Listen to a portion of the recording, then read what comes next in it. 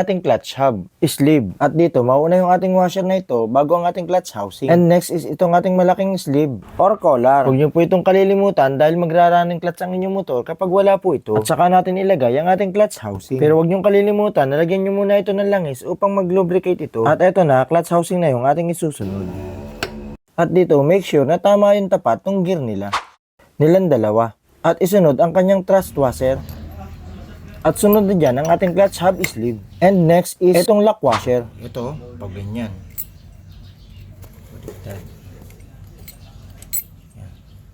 At sunod naman ay itong kanyang nut. At pagkatapos nyan ay higpitan na natin gamit ang ating impact wrench.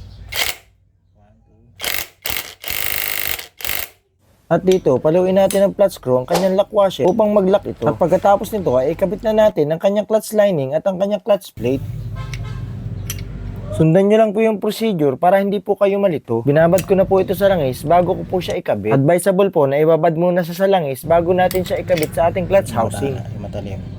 Dito sa ibabaw. Makinis sa ilalim. At para sa hindi nakakaalam, 5 piraso po ang clutch lining ng ating Rider 150. At 4 na piraso naman ang kanyang clutch plate. At ang sunod naman natin ay ang disc clutch pressure. At bago natin ikabit yan, siguraduhin muna natin tama ang pwesto nitong ating needle bearing. Ang pwesto po niya ay dapat ganito para hindi makayod or masira ng ating stick bearing ang ating disc clutch pressure.